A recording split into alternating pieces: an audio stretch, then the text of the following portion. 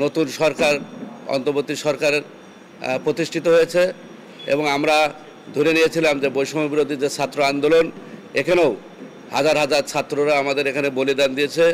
তাদের রক্তের মধ্য দিয়ে আমরা একটা নতুন বাংলাদেশ প্রতিষ্ঠার আমরা হয়তো বা সকলে মিলে স্বপ্ন দেখেছিলাম, কিন্তু সেই স্বপ্ন আবার সেটা আমরা দেখলাম যে সব কিছুতেই সনাতনী সম্প্রদায় একটা বলির পাঠা হিসেবে ব্যবহার করা হয়। আপনি নির্বাচন কেন্দ্রগুলোকে যদি দেখেন, সেই সময়ও যদি আওয়ামী লীগ জিতে, বিএনপি বা অন্যান্য রাজনৈতিক দল যারা থাকে তারা সংখ্যালঘু সম্প্রদায়ের উপর অত্যাচার নির্যাতন করে। কোনো কারণে যদি বিএনপি জেতে, তাহলে আওয়ামী লীগ বা যারা অন্যান্য দল থাকে তারা আমাদের উপরে অত্যাচার নির্যাতন করে যে আমরা তাদেরকে ভোট দিই নাই। তা সব কিছু মিলে নির্যাতনের মূল কেন্দ্রবিন্দু হলো এই সনাতনী সম্প্রদায়, অর্থাৎ আমরা একটা ফুটবলের মতো আমাদেরকে ব্যবহার করা হয়।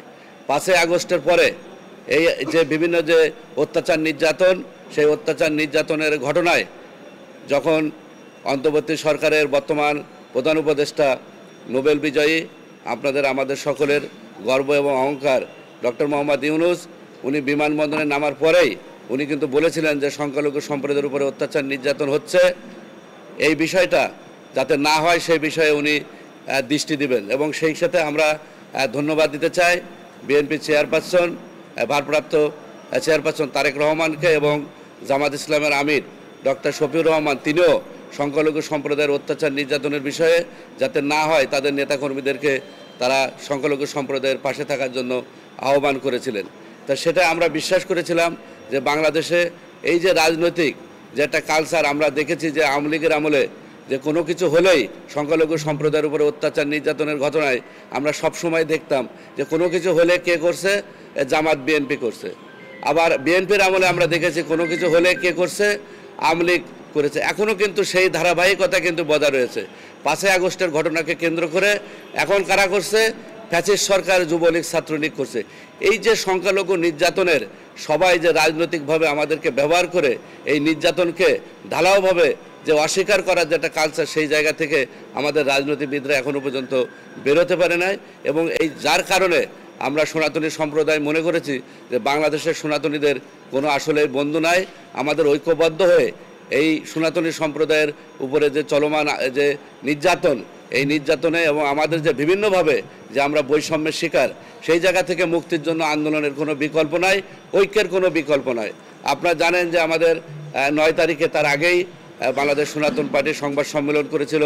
বাংলাদেশ হিন্দু বৌদ্ধ খ্রিস্টান ঐক্য পরিষদ সংবাদ সম্মেলন করে তারা এই ঘটনার তীব্র নিন্দা জানানোর পরে আমাদের ছাত্র এবং যুবক ছেলেরা তারা মাঠে নেমে এসে শাহবাগ ব্যাপকভাবে তারা যে আন্দোলন করেছিল।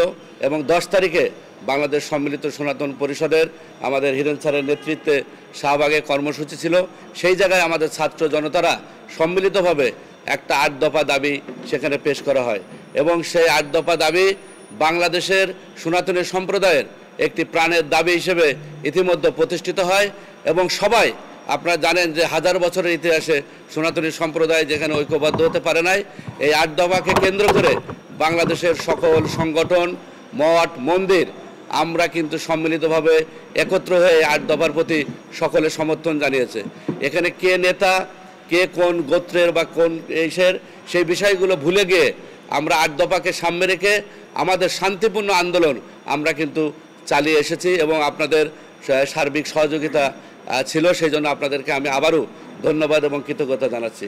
এবং তার এই ধারাবাহিকতায় আপনারা জানেন যে 4ই নভেম্বর আমরা শহীদ মিনারে আমরা বিভাগীয় সমাবেশ করি, পরবর্তীতে চট্টগ্রাম, এরপরে রংপুর সমাবেশ এবং চট্টগ্রাম সমাবেশকে কেন্দ্র করে পরবর্তীতে একদম 2 কিলোমিটার দূরে সেখানে কে বা কারা কোন পতাকা স্থাপন করেছে সেটা কিন্তু আমরা আদৌ জানি না। সেটাকে কেন্দ্র করে একটা রাষ্ট্রদ্রোহ মামলা করা হয়েছিল, যিনি আজকের সনাতনী সম্প্রদায়ের অন্যতম কাণ্ডারি, যিনি সারা বাংলাদেশের না সারা বিশ্বের সনাতনী সম্প্রদায়ের এবং মানবাধিকার প্রতিষ্ঠার ক্ষেত্রে আইকন হিসেবে প্রতিষ্ঠিত হয়েছেন, সেই চিন্ময় কৃষ্ণদাস ব্রহ্মচারী সহ অনেকের বিরুদ্ধে এই মিথ্যা মামলা দায়ের করা হয়েছিল। এবং এই মামলার প্রসিডিং, রাষ্ট্রদ্রোহ মামলা সম্পর্কে আপনারা অবগত আছেন যে রাষ্ট্রদ্রোহ মামলা করতে গেলে এটা স্বরাষ্ট্র মন্ত্রণালয়ের সচিব থেকে একটা বা রাষ্ট্রের থেকে অনুমতি নেওয়া লাগে। কোনো ব্যক্তি কখনো রাষ্ট্রদ্রোহ মামলা করতে পারে না। তা আমরা ধারণা করেছিলাম, এবং আপনারা জানেন যে ফিরোজ খান যিনি মামলাটা করেছিলেন পরবর্তীতে বিএনপি থেকে তাকে বহিষ্কার করা হয়। সেই জন্য আমি বিএনপির তারেক রহমান সহ আমাদের সাবেক প্রধানমন্ত্রী বেগম খালেদা সহ বিএনপি নেতৃবৃন্দকে ধন্যবাদ এবং কৃতজ্ঞতা জানাচ্ছি। এবং আমরা আশা করি যে এই 8 দফার আন্দোলন শুধু সনাতনী সম্প্রদায়ের আন্দোলন না, এটা সকলের আন্দোলন, এটা আমাদের অধিকারের প্রশ্ন। আমাদের আন্দোলন কোনো সরকারের বিরুদ্ধে না এবং আমরা দেখেছি যে আন্দোলন চলাকালীন সময়ে বিভিন্ন সময়ে সেখানে আওয়ামী লীগের ট্যাগ লাগানোর চেষ্টা করা হয়েছে বিভিন্নভাবে। যেমন অতীতে আমরা দেখেছি যে আমরা এর আগে যখন আন্দোলন সংগ্রাম করেছি তখন জামাত বিএনপির ট্যাগ লাগানো হতো। এখন আওয়ামী লীগের ট্যাগ লাগানোর চেষ্টা করে এই আন্দোলনকে ভিন্ন খাতে প্রবাহিত করা হচ্ছে।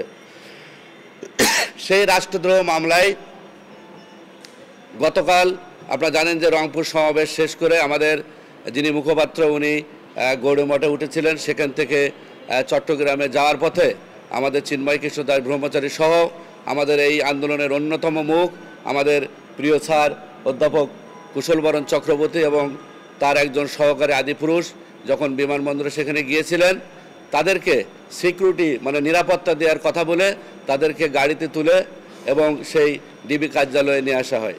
ডিবি কার্যালয়ে সেখানে আমাদের কুশলবরণ চক্রবর্তী অধ্যাপক উনি অন্য একটা গাড়িতে উঠে সেই গাড়িটা ফলো করে এবং গাড়ির নাম্বার সহ দেওয়ার পরে আমরা বুঝতে পারি যে ডিবি কার্যালয়ে নেওয়া হয়েছে। আমরা তাৎক্ষণিকভাবে সারা বাংলাদেশে এবং বিশ্বভাবে আপনারা জানেন যে এই ঘটনার তীব্র নিন্দা জানিয়ে আন্দোলন শান্তিপূর্ণ আন্দোলন এবং সংগ্রাম চলছে। ডিবি কার্যালয়ে আমরা যখন যাওয়ার পরে সেখান থেকে বলা হলো যে এই ধরনের কোনো ব্যক্তিকে আমরা তুলে নিয়ে আসি নাই। আমাদের আরও বেশি শঙ্কার বিষয়, কারণ ইতিমধ্যে আপনারা জানেন যে ডিবি পরিচয়ে সেনাবাহিনী পরিচয়ে বিভিন্ন জায়গায় সংখ্যালঘু সম্প্রদায়ের উপরে যেমন হামলা হয়েছে, ডাকাতির ঘটনা ঘটেছে, গুম হয়েছে, খুন হয়েছে। সেই ক্ষেত্রে আমরা আরও বেশি আতঙ্কিত ছিলাম।